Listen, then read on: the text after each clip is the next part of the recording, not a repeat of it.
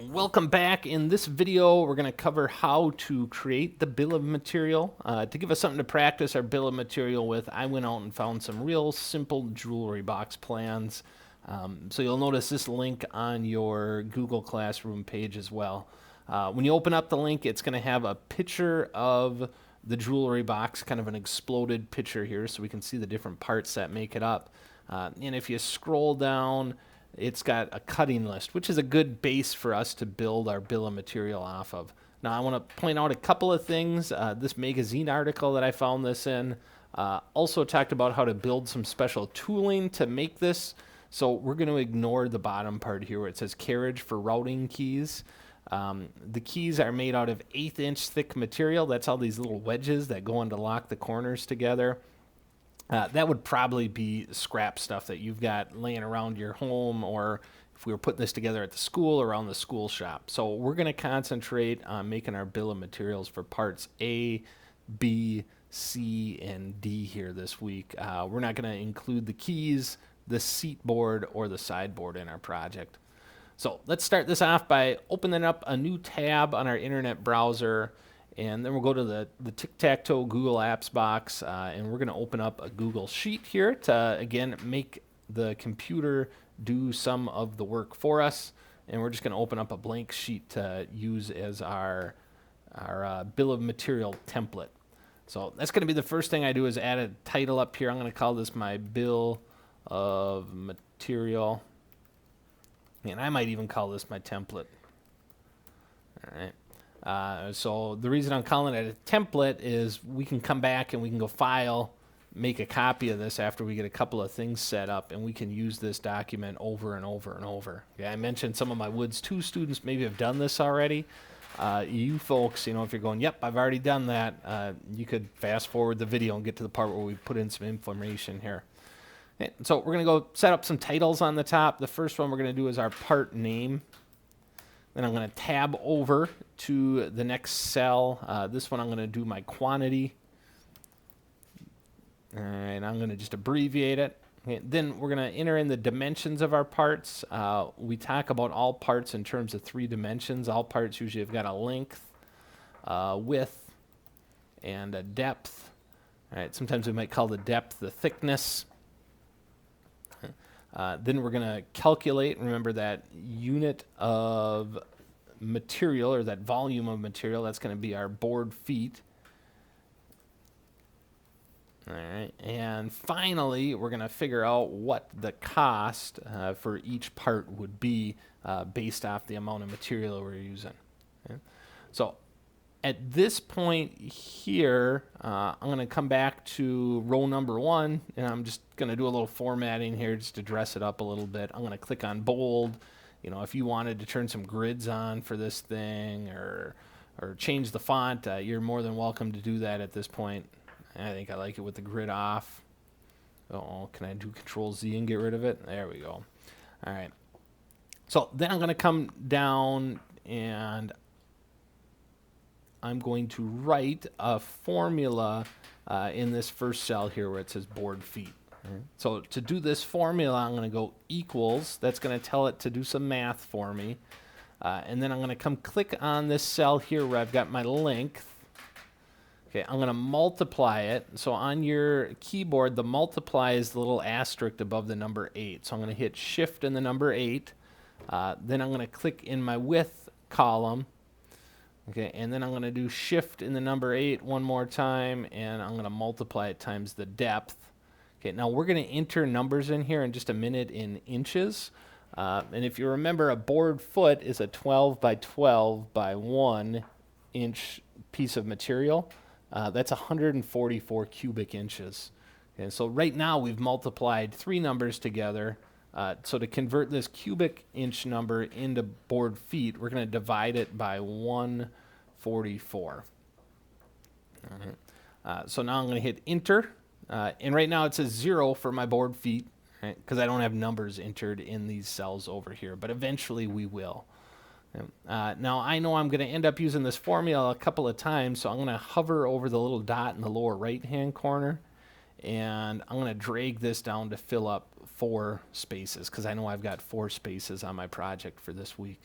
Then we're going to come over to the cost cell and we're going to write a formula for cost. Right? So again, the formula always starts off with the equal sign. This time we're going to multiply the board feet, so the amount of material we use. We're going to multiply it times, so I'm hitting the number 8, the quantity or the number of parts that we're including in this project. Okay, and then we're going to make ours out of oak, which costs $3.75 per board feet. So I'm going to say times 3.75. All right. And now I can hit the enter button, and this one also says 0 because we've got to go back, we've got to fill some information in still. But I do know I'm going to end up with 4 parts, so again, I'll copy that cost all the way down. So now you can see I've got 4 formulas written in here. So this is where we're going to deviate from using a template to using our actual bill of material. I'm going to go into File now, say Make a Copy. And I'm going to delete here where it says copy of, oops, apparently I misspelled template. All right, I'm going to delete the word template. I'm going to delete copy of, and I'm going to call it bill of material for my jewelry box. I don't know if you guys hear that rustling in the background. My daughter's asking me if she can have a snack. Should I say no and see if I can get her to cry on video or let her have it? Okay, well, she's giving me a real nice smile, so I'm going to say yes, dear. All right, back to you folks. So we're going to call the copy of this document Bill of Material - Jewelry Box, and I'm going to click OK. All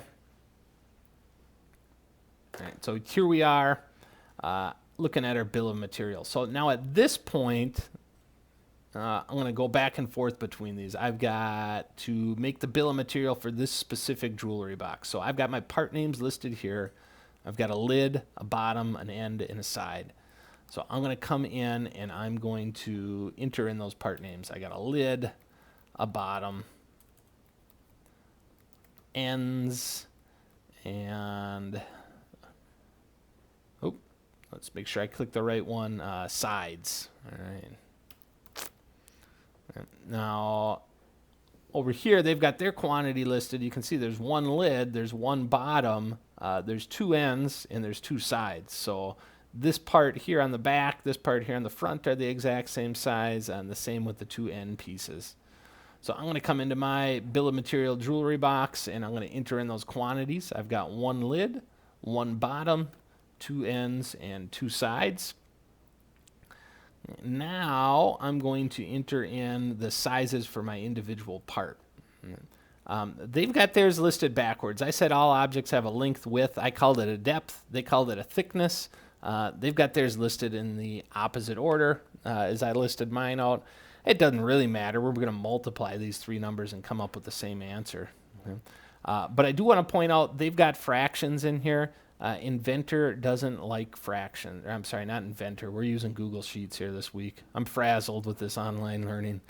Google Sheets doesn't like fractions, so we've got to change these dimensions, the fractions rather, into decimals. All right, so to do that, we'll go into our bill of material. I'm going to start off with that long number first. It was 9 1/8. I've got my handy dandy phone sitting next to me, so if I divide 1 by 8, I come up with 1.25, all right, for my length dimension. And now if I come back here, it's 5 5/8 long. Whoops. All right, so my width is going to be 5. All right, again, if I use my phone to enter in these fractions, I come up with 625 is the decimal equivalent of 5/8. And this object has a depth of 3/8, all right, which is 0.375. All right. So now when I hit enter, you can see it starts to do something. I'm getting a little tongue-tied here. It starts to do some things for me. It calculates my board footage, and it also calculates the cost of that individual part. Now, I don't have 50.125122207 cents in my pocket. So we're going to format this cell a little different. I'm going to come up to the top and click on the letter G. And then up top here, I'm going to say format is currency, and it'll just round that to the nearest cent for me. So now what I'd like you to do is come in here and you're going to fill in the length, width, and depth for these other 3 parts based off of what we've got here. Okay, again, if you're not sure what the decimal equivalent for 15/16 or 8 7/16 would be, pull out your phone, divide 7 by 16. That'll give you the decimal equivalent, and you can enter them in on your bill of material. All right. So I'll pause. I'll give you a second to get those numbers entered in, and we'll pick it up here in a minute. Welcome back. Now, at this point, I'd just like to point out, if under your board feet you're getting an error, go back and double check these numbers here. A lot of times I'll see students where they'll either forget and enter a fraction by accident. They've got to go back and reconvert that, or they might have entered a decimal like this, but maybe they put a space between a couple of their numbers, right? And you can see that gives me this value error here. So if you've got an extra space in there, maybe a fat-fingered something, that could throw off your totals for these numbers. Also, if you're looking at my numbers over here, you'll notice I just entered some generic numbers for my other parts. Okay, this part's really not 7 inches by 8 inches by 9 inches. I want you to pull that off of our sheet. Okay, the last thing we want to do is we want to come up with a total cost for this project, and we're going to make the computer do the math for us one more time. So we're going to write a formula down here at the bottom. So we'll click the equal symbol, and then we're going to write the word sum, S-U-M. And then I'm going to click, and I'm holding my mouse button down to highlight all 4 of these cells. I'll let go and hit enter. Oops, it didn't like what I just did there. All right. You know what I forgot to do is I forgot to do the shift in the number 9 to put a parentheses in. So equal SUM parentheses. All right, now I can click and drag these 4 cells, hit my enter key, and the computer will do some math for me here and tell me what the total cost is. Okay? And then just to help people out that might look at this, let's come over here and we'll label this as our total cost. All right, total cost is pretty important in a project, so I'm going to highlight these 2 cells and make it bold as well. All right, when you get to this point here, you can either, I think it would be best to submit this document to me through Google Class. So don't click the share button, but submit it to me through Google Class. That way it'll help me with my record keeping a little more. It'll show who's turned stuff in Google Classroom and who hasn't. All right, so share this with me. I'll go through, check your formulas, and get you some credit for this week's work. If you run into issues while you're making this thing, please send me an email. Get a hold of me, and I will do my best to either respond to your email, or we can do a Google Hangout or something like that to help you get these concepts down. So best of luck to you this week. I know you folks can handle this, and I look forward to seeing what you turn in.